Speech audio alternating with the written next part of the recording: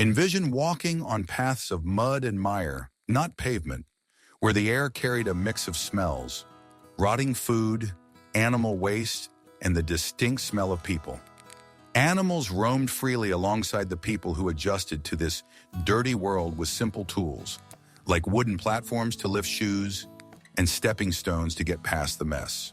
In this setting, fear was mixed with daily habits. Bathing was seen as a needed risk, and being clean was a rare special thing. Here, the line between being alive and being dirty was unclear, but definitely true. Dirt was destiny, a sign of life. Let's explore the unclear parts of medieval life where dirt was more than just a small problem. It was the most important part of everyday life. In a world where clean and dirty were hard to tell apart, the earth quietly witnessed daily survival. The busy streets with stone surfaces were heavy with mud, constantly reminding people of times when dirt wasn't just dirt, but a pattern woven into daily life. Imagine the streets of medieval towns, full of people, but also full of dirt. Every corner held a story of human strength against nature's muddy power. Brought back to life by seasonal rains, unpaved roads turned into dangerous swamps, quickly trapping shoes and spirits. Here, people walking had to fight a mix of mud, animal waste, and rotting trash, an unpleasant addition to the busy pace of life. This wasn't just a bad dream for people walking. Homes and businesses opened onto these trash-covered paths, blending personal and public dirt into one shared difficult experience. Because there were no organized sewer systems, overflowing pits for waste made common paths even dirtier. So a regular trip to the market became an adventurous journey through a swamp of dirty problems. The medieval street scene was like a zoo, not just with people, but with animals walking freely, adding their own special contributions to the mess. Cows, pigs, and goats mixed with the crowds whenever they wanted. Chickens made noise at the feet of busy townspeople, and sometimes a horse owned by a rich person went through, leaving clear signs of where it had been. These animals were very important for life, providing food, clothing, and help with work. But they also showed the clear differences between social classes. Their presence was a reminder that while rich people could go back to clean estates, ordinary people faced the same problem of dirt.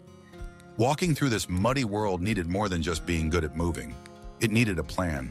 Raised wooden platforms offered some help for those who could afford them, lifting their feet just enough above the swirling mud. For others, each step was a risky chance, a careful walk balancing on stones placed in useful spots to protect clothes from being ruined. Community pride showed itself in small acts of improvement. Stepping stones were put in place, straw was spread, and simple paths were built over the mud.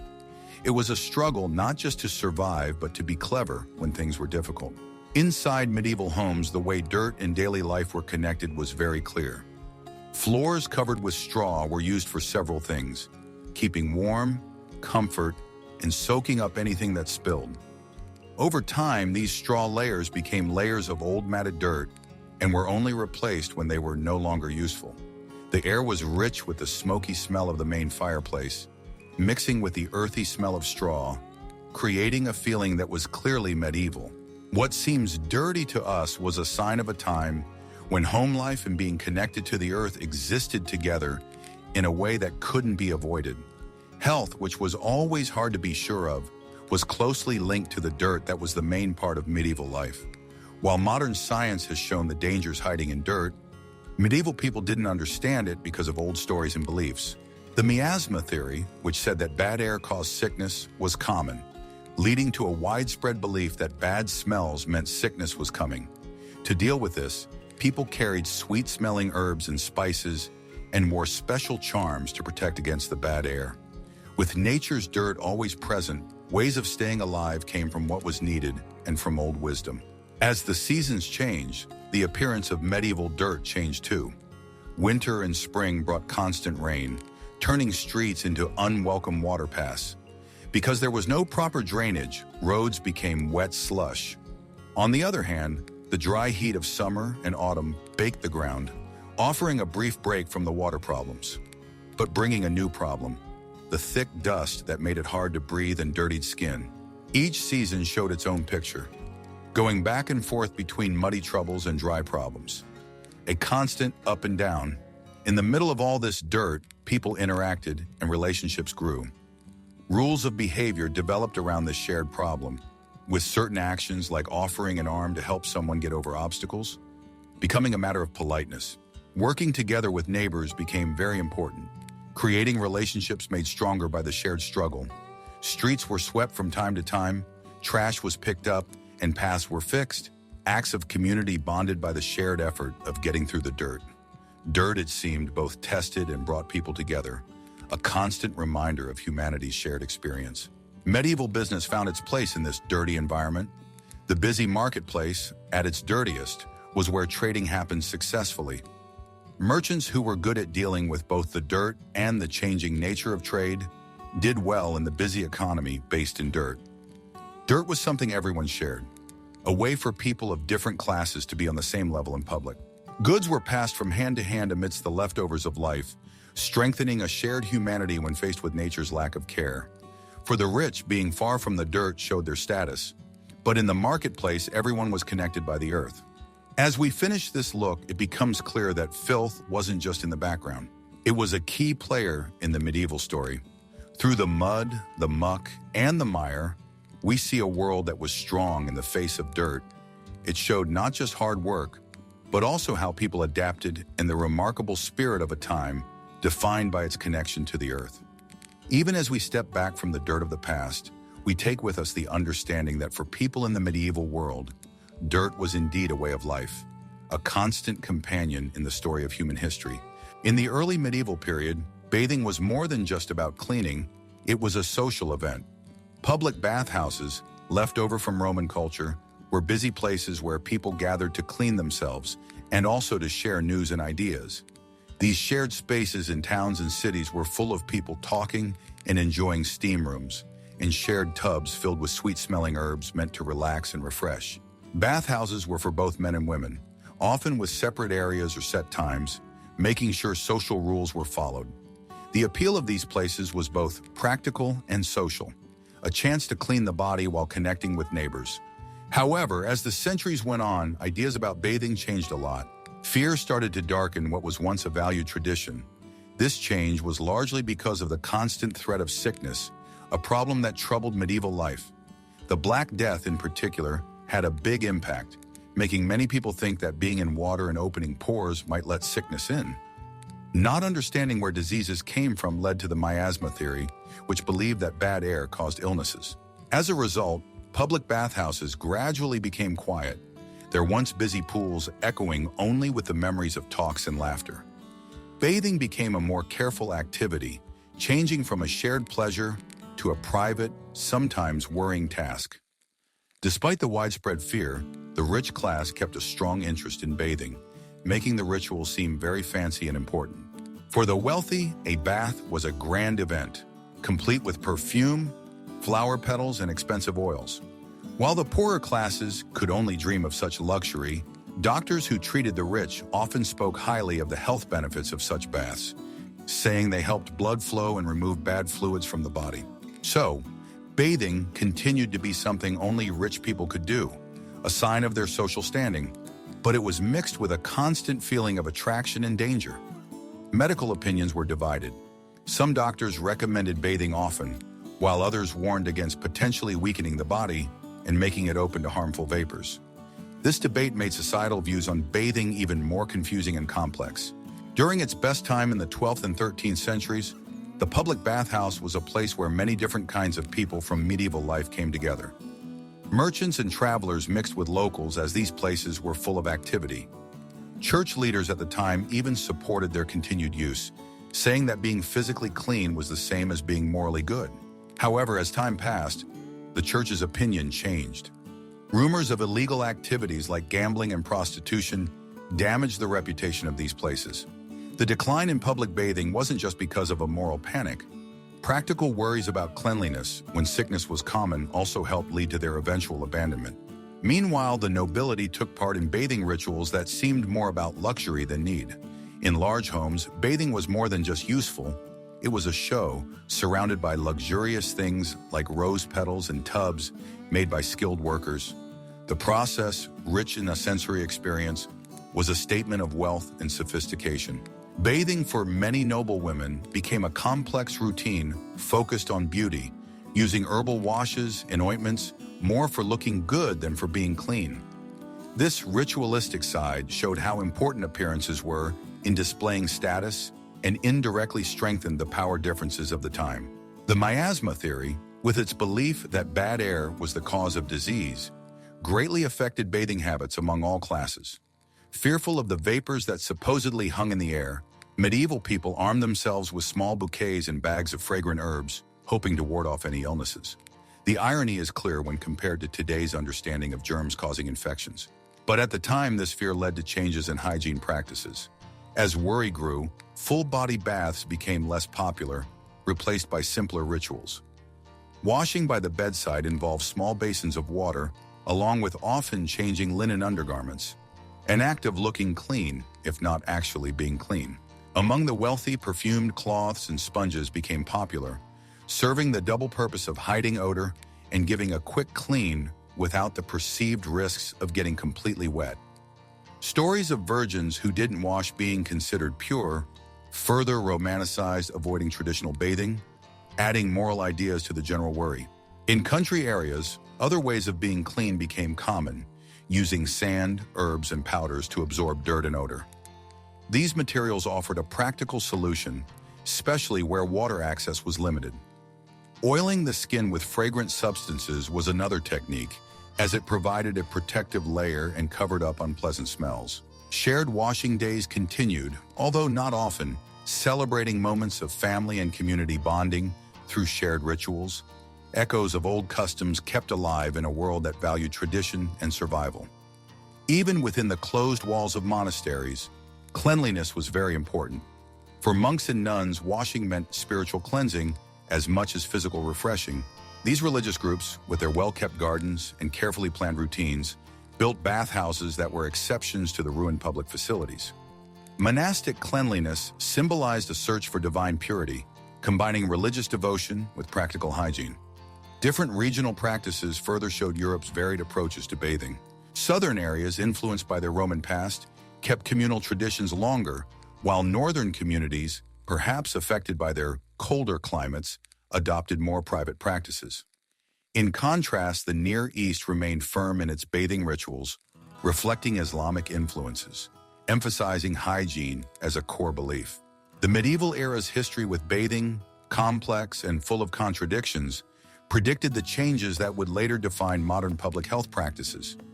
Although often misunderstood, these rituals show how the understanding of hygiene was changing against a backdrop of fear and superstition. Today, while we use advanced sanitation, the echoes of past practices remind us of humanity's ongoing ability to adapt and search for knowledge when things are uncertain.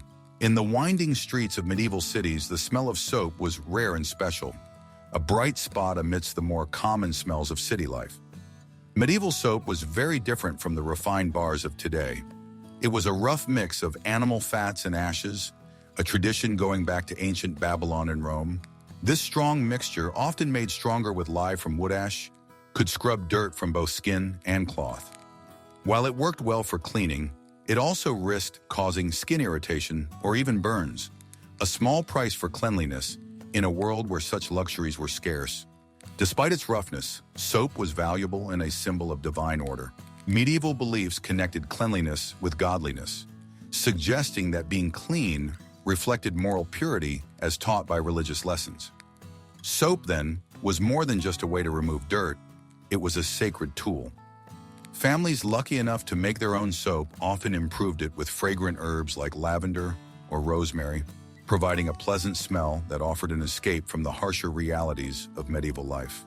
This ritual of making soap at home was not just needed, but an act of devotion, protecting both physical cleanliness and spiritual well-being. While most people managed with their rough homemade soaps, the wealthy elite enjoyed imported kinds, showing their status and connections around the world. From Spain and Italy came soaps that were smoother and perfumed, desired for being gentle and exclusive. Spanish Castile soap, known for its purity, was highly valued in noble homes, a luxury ordinary people couldn't afford. These fine soaps were more than just practical. They were symbols of wealth and sophistication, showing the medieval fascination with foreign goods that were often seen as naturally better. Using such soaps was sometimes part of detailed bathing rituals where cleaning became a ceremonial event. Noble women might bathe in fancy bathhouses attended by servants and hidden behind silk curtains for privacy, while travelers received soap as a sign of respect and honor. For the medieval peasants, luxury soaps were just stories, not reality. They relied on simpler substitutes made out of necessity from the basic materials of the earth. Instead of expensive soaps, peasants used a rough mix of ash and sand, relying on its harsh texture to scrape away dirt. This basic mixture worked, even if it wasn't refined, offering a simple level of cleanliness to those who worked in fields or crowded towns. The use of ash and sand highlighted a deeper connection to the natural world, turning waste into something useful.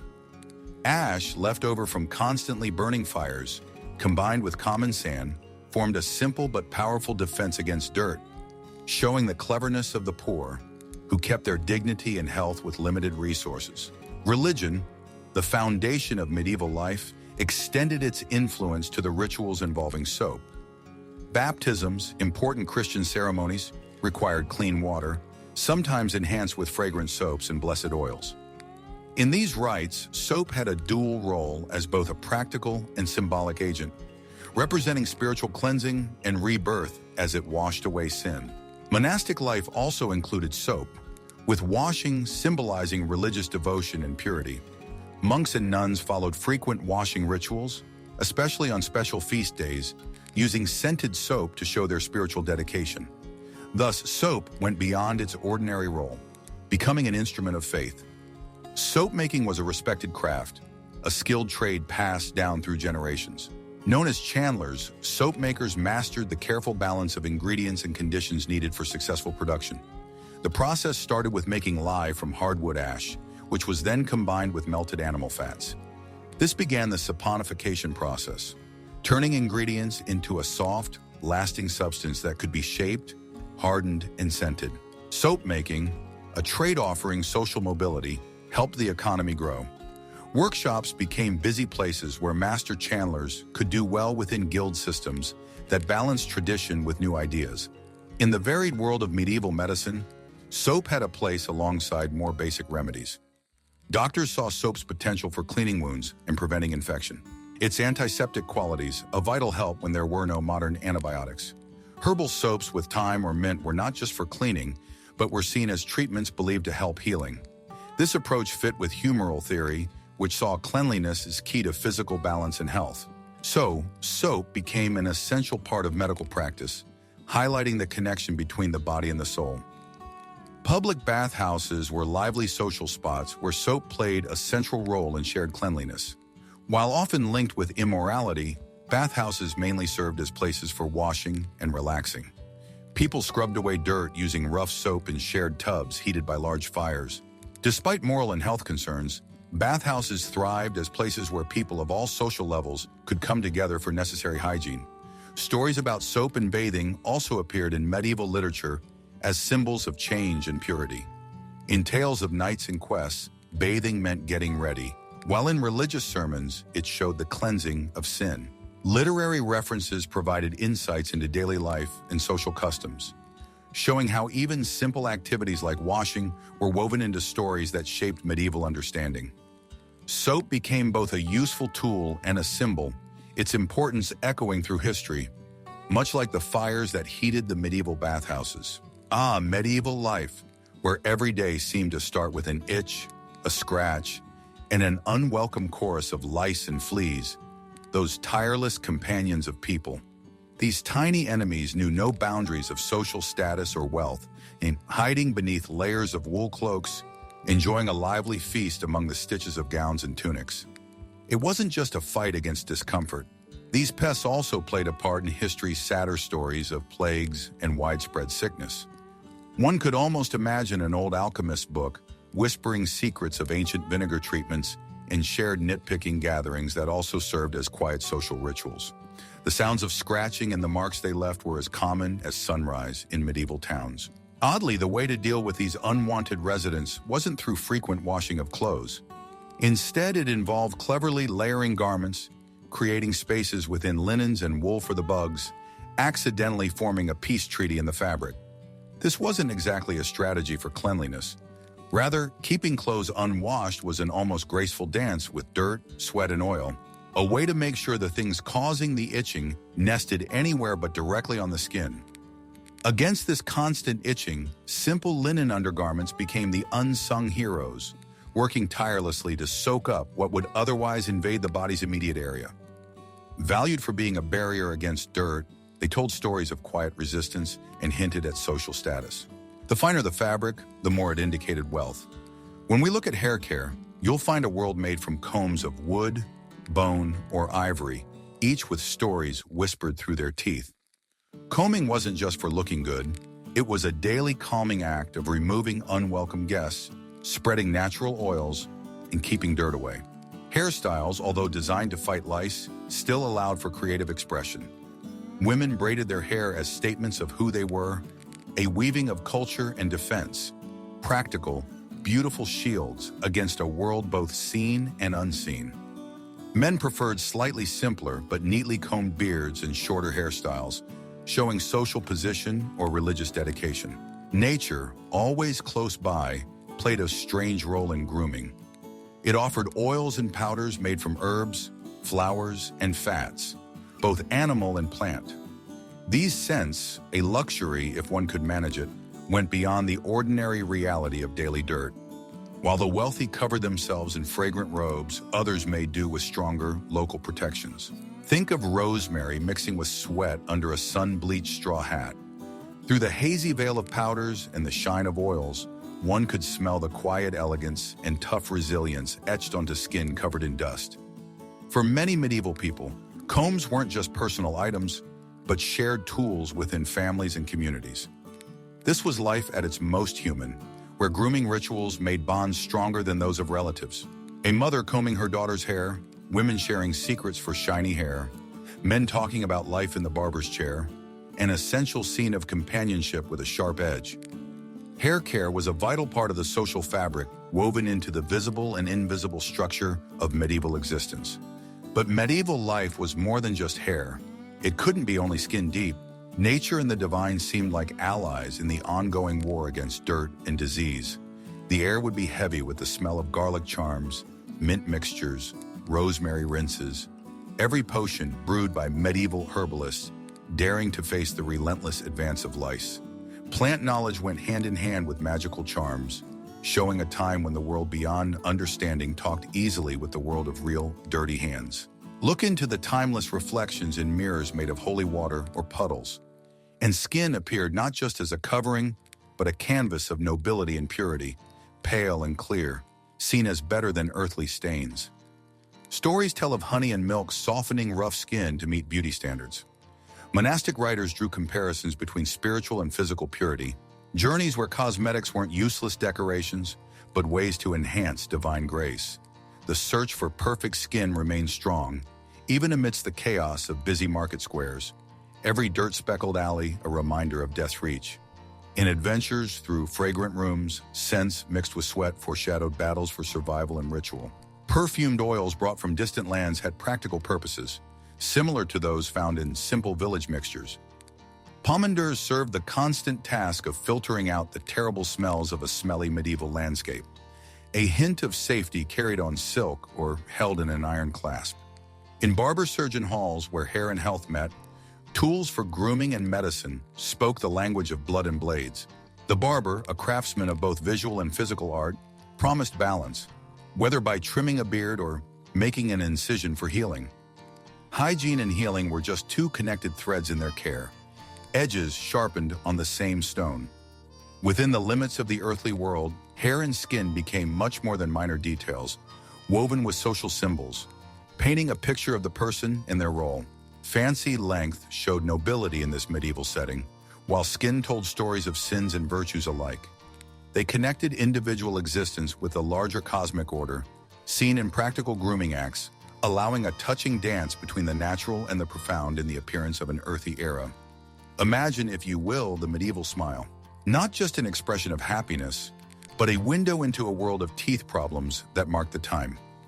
A royal smile often hid a tough reality, Blackened gums and decayed teeth told stories of diet, social customs, and basic dental care.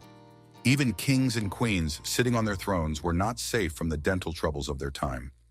Instead of making someone seem less important, these flaws were simply a sign of a shared human experience, a sign of survival in an era with little focus on how teeth looked. The area of dental care was an interesting mix of old stories and practical cleverness. Toothpicks, for example, were a common help in fighting against decay. Made from wood, these simple tools were used by both peasants and nobles, a rare sign of equality in a society known for its divisions. A humble toothpick, perhaps made from a hazel twig, or if someone was lucky, beautifully made from silver, was more than a tool, a symbol of cleverness despite limitations. Vinegar and wine also played a part in this story of medieval oral hygiene. Without access to the toothpaste or mouthwash we have today, people turned to these liquids, valued not only for their taste, but also for their believed ability to kill germs. The sharp taste of vinegar might hit one's nose as a brave person swished it around their mouth, hoping to get rid of bad breath and prevent further decay. Wine also found its place here, a drink used for two purposes that symbolized both cleanliness and the sophistication available to those with money. Yet the search for brighter smiles went beyond just cleaning.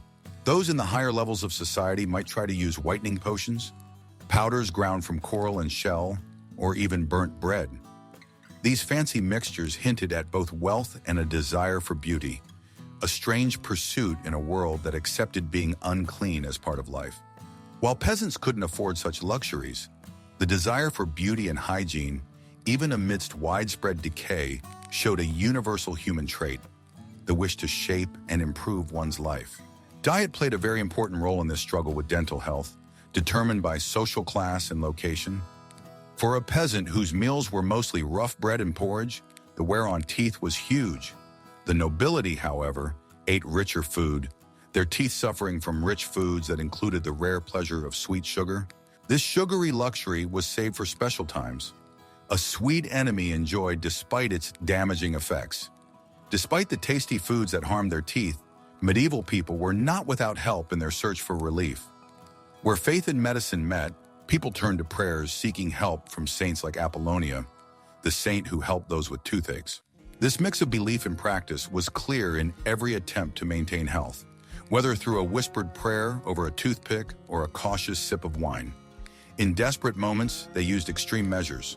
Early dental practices were areas where barber surgeons and self-proclaimed tooth doctors practiced their skills, using both technique and superstition. Pulling teeth out became both a literal and symbolic last resort for relief, a dramatic display of rough surgery that was both horrifying and necessary. Witnesses gathered both to offer support and to watch, adding more layers to the story of shared suffering and resolution. The cleverness of medieval oral care extended further into a world of unusual remedies that mixed practicality with a touch of fantasy. Cloves and nutmeg often numbed the sharp pain of dental problems, while mint and anise seeds provided fresh breath and a pleasant smell. In more strange attempts, ingredients like powdered mouse brain were included in the list of treatments. Each attempt painted a picture of a society that relied on what nature provided, however unconventional. As we look back at this time, the complicated story of medieval oral hygiene becomes clear and vivid. A record of survival, innovation, and social customs moving together with faith and cleverness. Like a candle flickering in the dark corners of medieval castles, these stories of toothpicks and medicines, prayers and powders stand as reminders of humanity's persistent search for improvement. Amidst the dirt and wonder of medieval life, the very act of trying to keep teeth healthy shows a timeless human effort, seeking dignity and comfort one toothache at a time. In the busy medieval cities, sanitation was not organized, with the streets hiding a network of pits for waste quietly holding the trash of their residents. These pits, often just simple holes dug into the earth, soaked up everything that was thrown into them, sometimes lined with wood or stone, but more often left bare, overflowing with waste. They remained unseen dangers, seeping into the foundations of buildings and mixing with the lively rhythm of everyday life above. Below the cobblestones, this hidden world of filth was a concealed danger, one that medieval people kept away only out of necessity and pure indifference. Waste management, as we understand it today, was very different from the medieval way of thinking. Chamber pots were casually emptied from windows, adding human refuse to the mud of animal waste and general trash that covered the streets. A shouted warning sometimes came before the dumping, but not always, leaving people walking by to navigate the filth carefully out of habit rather than concern. Because there was no central sewer system, very unlike the smart ideas of ancient Rome, cities accepted trash as a part of daily life, a companion to the cobblestones they walked on. Having privacy when going to the bathroom was a luxury, not something everyone had. In these medieval settings, public toilets were common, though they offered little privacy beyond simple dividers. Sitting on wooden boards over open pits, people found convenience more than comfort. The sounds and smells mixed with the noise of the market, creating a unique blend of sensory experiences. This shared aspect of dealing with waste reflected the social norms of the time, where even answering nature's call was dictated by one's social standing. The wealthy, protected from the public exposure of shared facilities, had private guardrobes. These small rooms, cleverly built out from castle walls, allowed waste to fall directly into moats or channels, a seemingly advanced sanitation solution for the time. Yet for all their cleverness, guardraobes were far from perfect. Drafts rose from below, carrying with them the unmistakable smell of waste, a constant reminder of the basic systems in place. In winter, these drafts made using them uncomfortable, a stark contrast to the cold stone surroundings.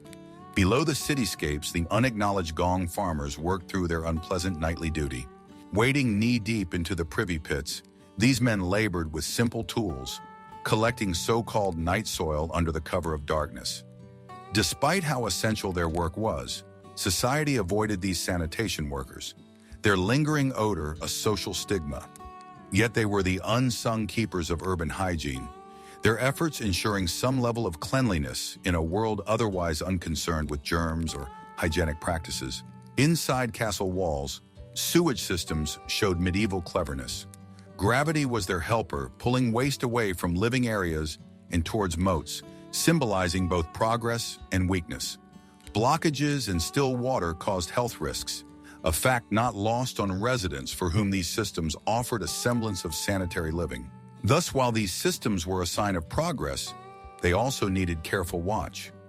In homes and taverns, the always-present chamber pot served its own important purpose, sitting quietly under beds or in corners. When emptied into streets or pits, sometimes without warning, the pots contributed to the filth that defined city atmospheres. This way of getting rid of waste, accepted as completely normal, shows medieval attitudes toward waste, a relaxed approach where out of the way was good enough. Not surprisingly, this helped spread disease, a silent warning of plagues that would later harm communities. Digging up old waste pits has sometimes found interesting things. Forgotten items covered in layers of dirt, spinning tools and broken pottery. Things from everyday life offered archaeologists a look into this pastime. Such discoveries were ironic historical records, items preserved, sometimes amazingly well, by the very filth they were buried in. Unintentional historians holding silent tales of medieval existence. In monasteries and abbeys, a different approach was seen. These centers of learning and faith offered a contrasting view of medieval sanitation, where cleanliness had a double role as both a spiritual and physical pursuit. Creative attempts at plumbing showed a mix of practicality and devotion. Nonetheless, monks and nuns faced similar problems as people outside religious orders, highlighting the struggle between ideal practices and the difficulties of maintaining true hygiene. Inns and taverns showed the hospitality offered to travelers, facilities like toilets, simple enclosures that provided little privacy but emphasized a shared human experience of medieval life. Here, the temporary nature of travelers met the reality of communal living, a lively mix of camaraderie and anonymity within the fabric of medieval existence. Ultimately, filth in the medieval world was a constant companion, reflecting the human journey through a life where waste was an ever-present reminder of death and the never-ending cycle of life and decay. In this shared reality, communities found themselves unintentionally connected, dealing with things cleverly and adapting. Through dirt and chaos, medieval people lived vibrant lives, creating a history of resilience far beyond the dirt of their time. Imagine stepping into a busy medieval town. A treat for your senses awaits, especially for your nose. The streets are a mix of human activity and earthy smells. The blend of smells tells stories of daily life. The sharp smell of smoke from fires mixing with the strong smell of livestock, and the almost touchable ripe stench of waste left to sit in the gutters. Animals and people lived together in a messy state of smells, sharing small spaces that gave warmth in winter but greatly added to the widespread odor. These smells, the city's breath, became a key part of life, blending smoothly with the rhythm of survival. People got used to this environment where the smell of rotting compost hinted at fertile possibilities, and the evening air carried a smoky lullaby through the town. Yet amidst this raw mix of smells, the wealthy sought refuge through the luxury of perfume, a ticket to a fragrant oasis that separated the rich from their bad-smelling surroundings. Imported fragrances took them to exotic places filled with rose and lavender. Their presence was both a mask and a clear sign of status. Covering themselves in such scents before public gatherings was not just a luxury, but a statement of power and sophistication, a way to rise above the earthy problems of filth that otherwise marked their world. The very act of perfuming oneself became a ritual deeply rooted in culture and class, strengthening social differences with every fragrant wave. For those without the means to afford exotic perfumes, everyday remedies provided brief escapes from the common smells. Herbal pouches, carefully filled with fragrant plants like rosemary and mint, were worn close to the body, a sign of human cleverness using nature as both the cause of the problem and the solution. These charming little bags offered personal space, a fragrant break amidst the constant assault on the senses. Meanwhile, scented handkerchiefs became tools for social survival, subtly signaling a person's awareness of the proper behavior associated with managing smells. They offered a temporary shield to the wearer, turning odor into a social signal that spoke volumes in the silent language of aroma. Doctors in the medieval world dealt with this fragrant environment with their unique sensory tools such as posies, small bouquets meant to protect against disease by masking offensive smells. Posies were an everyday defense, an attempt to defy the miasma theory, which held that bad air spreads sickness. This floral armor became a shared ritual across society, where everyone from school children to merchants would carry these aromatic charms for a sense of control over invisible threats. These bouquets symbolized a point where faith met practical action, offering hope against the unpredictable spread of disease, a blend of practicality and magic. They represented society's effort to bring order into the chaos. Adding a touch of mystery, these fragrant defenses evolved into the now recognizable beaked masks worn by plague doctors. These peculiar masks, filled with aromatic herbs and spices, turned the grim task of treating the sick into a solitary sensory journey. Enclosed in their scented sanctuary, doctors faced death, armed with an olfactory escape from the reality of their challenging practice. The beaked mask became not only a tool, but a symbol, a face hiding both the common fear of disease and the remarkable human strength in its face. In this difficult time of widespread sickness, the mask was a reminder of death's inevitable presence and of the remarkable human spirit that dared to confront it with courage, masked in scent. Meanwhile, in religious settings, incense provided a sacred aromatic dimension to worship. As incense smoke curled through the air, it went beyond the ordinary, carrying worshippers into divine realms. The scent of fragrant resins enriched the solemn chants, filling congregations with a sacred atmosphere that infused every ceremony with spiritual power. Incense blurred the lines between earthly life and heavenly promise, leaving traces of the sacred in the fabric of daily medieval existence. It was a regular experience of sensory spirituality, strengthening rituals and beliefs amidst life's unpredictability. Medieval superstition and social beliefs were similarly mixed with olfactory perceptions, where fragrance and unpleasant smells were seen as signs. Smells carried deeper meanings. A sweet scent suggested divine blessings, while bad odors were whispered warnings of evil forces. This complex web of beliefs, woven through aromas, influenced behavior, affecting everything from where people settled to how they interacted personally. Odor became an unspoken language of goodness and badness, where a chance encounter with a perfumed stranger at a market could tell stories of ambition, intrigue, or hidden intentions. As the markets were full of life, offering a variety of new smells from foreign lands, they became places where community and trade came together in an aromatic symphony. The energy of the marketplace was more than just a noisy exchange.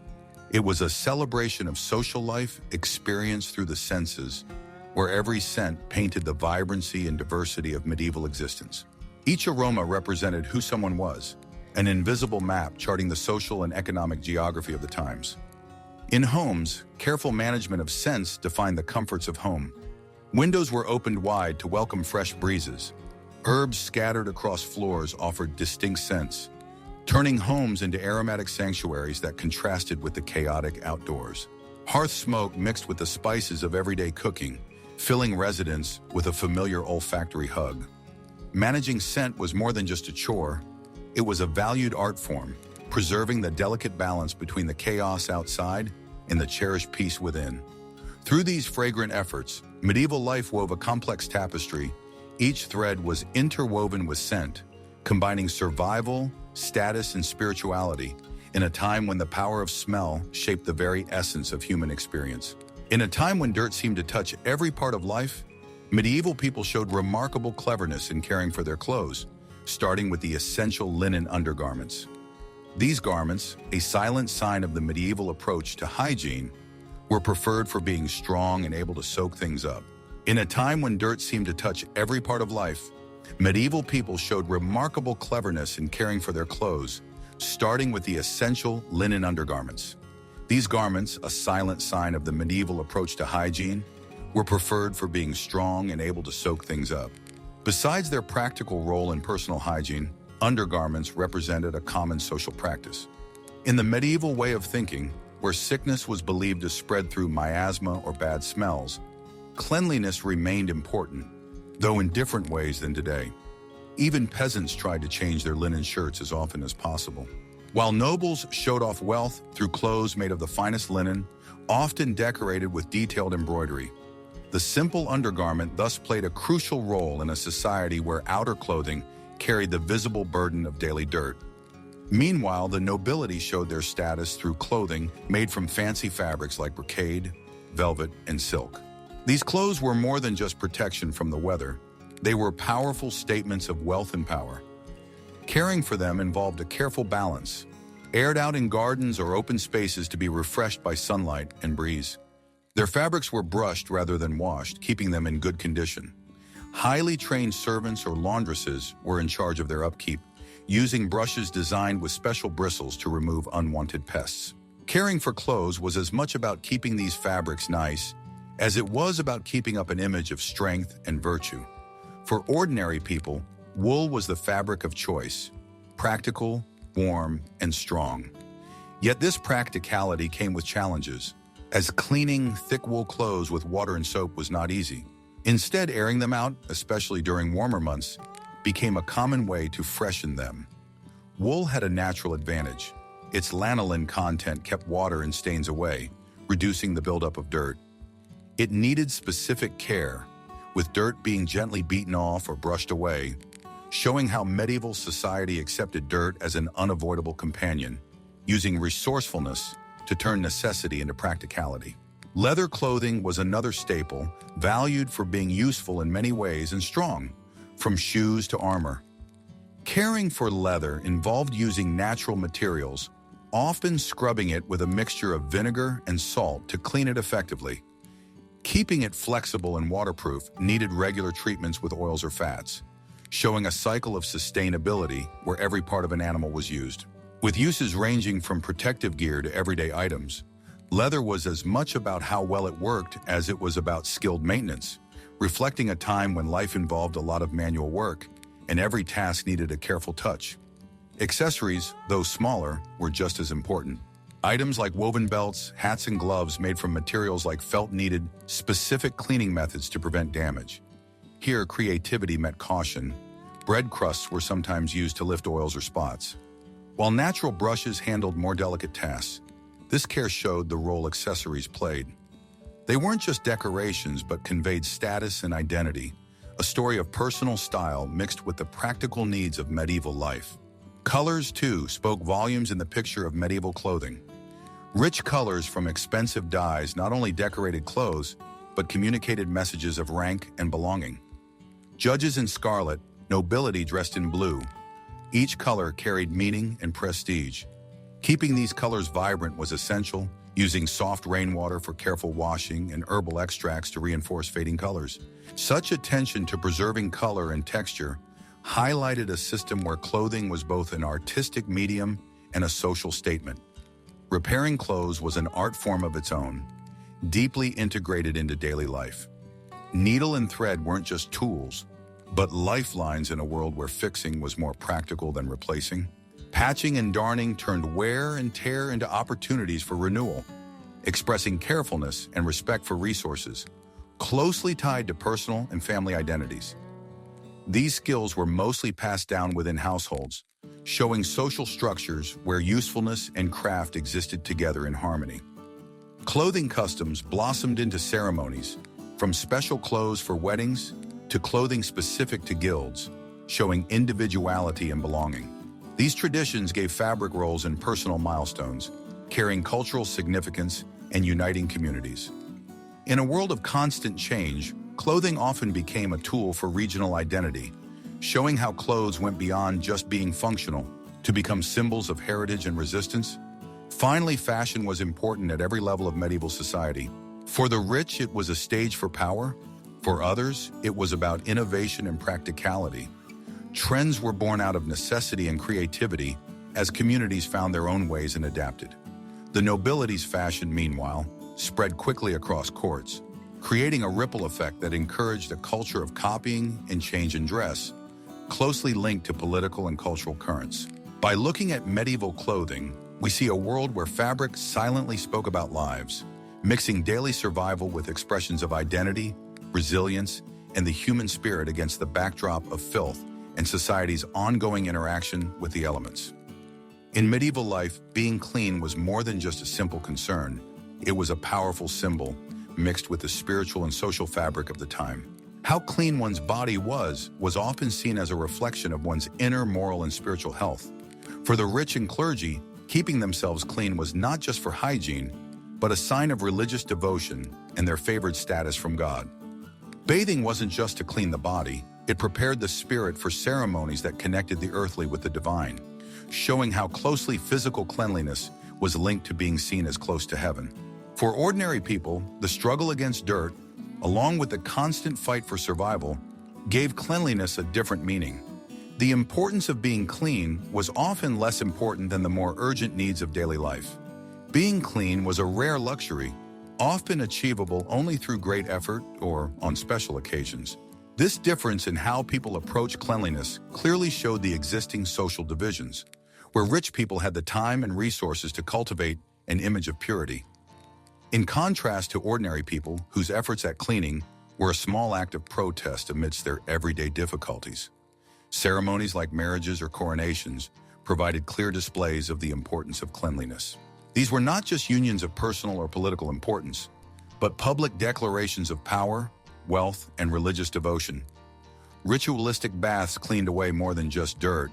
They washed away sins and past impurities, preparing individuals for new parts of life. Kings and queens also took part in ceremonial baths before crowning ceremonies, sometimes in herbal mixtures believed to give strength or wisdom. Here, hygiene was like a political play, where the luxury of the bath spoke volumes about power and alliances, mixing personal grooming with the grandeur of kingdoms. Bathhouses offered a rare chance for different classes to mix, blurring the lines that strictly divided medieval society. Within shared bathing spaces, rich people and ordinary people briefly pursued the common goal of cleanliness and relaxation. However, the experience was very different, ranging from luxurious scented water for the wealthy to simpler facilities for others. For the nobility, these were places for social maneuvering and political strategy. While for the lower classes, they offered brief relief, a temporary wash away of daily burdens, if only for a moment. This contrast within bathhouses highlighted the conflicts inherent in medieval life, where cleanliness both united and divided. The economics of cleanliness showed a wide gap between rich and poor, as clear as any castle wall. The wealthy obtained rare soaps, fine linens, and extravagant herbal mixtures, turning a simple bath into a ritual of luxury. To create a clean image was to state one's dominance over their environment, strengthening class boundaries. For the lower classes, however, the cost of cleanliness was too high, requiring clever alternatives like ash or river water. Here, cleverness was survival, and being clean was not just a social sign, but also a testament to toughness. In royal courts, bathing was a performance that showed power and wealth. Royal baths were carefully planned spectacles where every scent and ripple reflected the ruler's might. These events were not just personal. They were political displays meant to impress and awe guests, positioning monarchs as divine figures of exceptional purity. Such spectacles strengthened their rule, not just as rulers of people, but as heavenly representatives.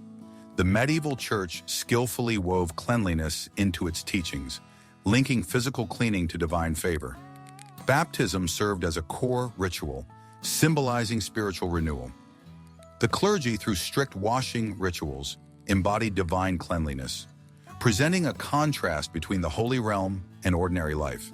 Their cleanliness was both a show of faith and a visible barrier between sacred and secular worlds. Foot washing, another significant ritual, showed service and grace, symbolizing humility as clergy or nobles washed the feet of lower-ranked individuals. This act symbolized deep humility and was not just a washing, but an enactment of scripture filled with profound social meaning. Despite the rigid social ladder, this ritual acted as a brief equalizer within the church, even becoming a performance of grace that made ranks seem more human and reasserted humility before the divine. Women, the often unacknowledged architects of household cleanliness, bore the responsibility of preserving not just homes but family reputations. From boiling linens to managing laundry processes, their work was tied not just to cleanliness, but to the virtues of hard work and piety. In wealthier households, female attendants oversaw these tasks under the watch of the mistress. Peasants, however, managed them alongside their daily struggle for survival. Thus, homes became stages for women to maintain or improve family standing, an art they mastered within the limitations of their world. Regional differences in cleanliness practices created a varied picture, as diverse as the lands themselves. Southern Europe, shaped by Roman history, maintained public hygiene more strongly than the water-challenged northern regions. Religious influences further shaped these habits, as encounters during the Crusades introduced new washing ideas from the Islamic world, though adopted selectively and sometimes with hesitation. These interactions highlighted how safety and spirituality shaped medieval cleanliness. For the disadvantaged, cleanliness became an act of rebellion, an assertion against the social hierarchy. For peasants and marginalized groups, maintaining cleanliness signaled defiance against being overlooked because of status differences, a quiet rebellion that reinforced identity amidst oppression. Acts of self-care became cultural threads, subtly uniting resistant communities against a world designed to undervalue them. Though dirt might claim bodies, dignity stood firm and unwavering through their persistence to remain clean. In the swirling, dusty fabric of medieval life, dirt was more than just a physical thing. It was a sign of one's place in the social order, woven into the very fabric of everyday life. Imagine, if you will, a peasant, hands rough from work, feet covered in the earth from which they barely made a living. For them, grime and soil were daily companions, silent witnesses to their relentless struggle for survival in a harsh world. Among the peasantry, dirt was an unavoidable reality, a grim badge of honor showing their tireless labor in fields and streets, full of the strong mix of sweat, mud, and grime, a testament to their hard-won resilience. Meanwhile, in the high confines of stone castles and large estates, the nobility tried to distance themselves as much as possible from the dirt of ordinary life. Their days unfolded in rooms filled with the rich scent of imported perfumes and fragrant oils, creating an illusion of holiness and superior status. Cleanliness here was not necessary, but a luxury, a carefully maintained symbol of power and privilege. Fancy baths and soaps, rare and precious, were clear signs of wealth, tools used by the elite to set themselves apart from the common people, even as superstition and practicality limited how much they used them. Still, the clean walls of aristocratic life were not immune. Sickness showed no respect for wealth or status, striking equally at rich and poor. In this constant fight against filth, the nobility might have hoped for a life free of dirt, yet they remained tied to the reality that beneath the perfume and fine clothes, they too were subject to the same biological truths as the peasants below. Filth set the stage for society's complex drama, where the interaction of social classes played out against a backdrop of dirt, always present, always determining the terms of engagement.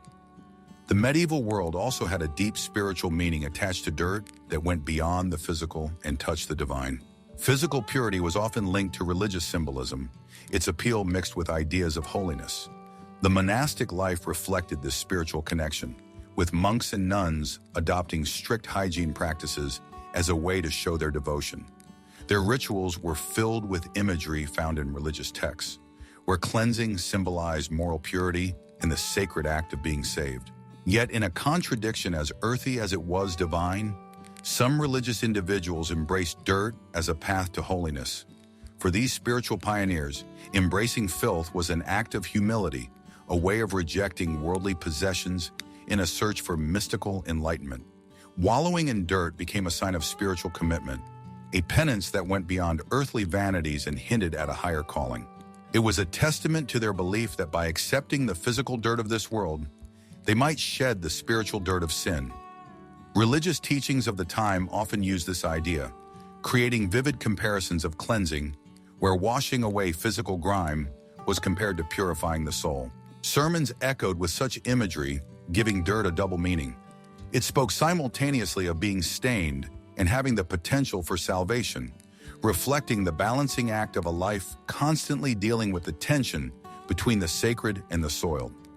Despite this complex spiritual interaction, medieval societies acknowledged the ever-present reality of dirt.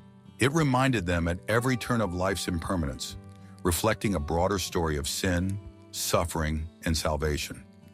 Dirt, in its unavoidable presence, was a teacher, illustrating the resilience of the human spirit and the cyclical nature of existence, where cleanliness was a fleeting state and soil a reminder of the earth to which all would return. Thus, filth, in its earthy, honest way, revealed more than just physical reality. It showed the weaknesses of humanity, highlighting the difficult parts of life with rough realism and divine possibility. In the dance of life and death, where dirt and cleansing formed an intricate pattern, filth became both the canvas on which society painted its hierarchies and the mirror reflecting its unity and division. As we bring this story of dirt to a close, remember that medieval life echoes through time, a haunting yet relatable reminder of where we've come from and perhaps where we're going. If these stories of a world long past have stirred in you a sense of curiosity or wonder, consider joining our journey further. Like, subscribe, and delve deeper into the mysterious corners of history's shadowed past. Your next strange tale awaits.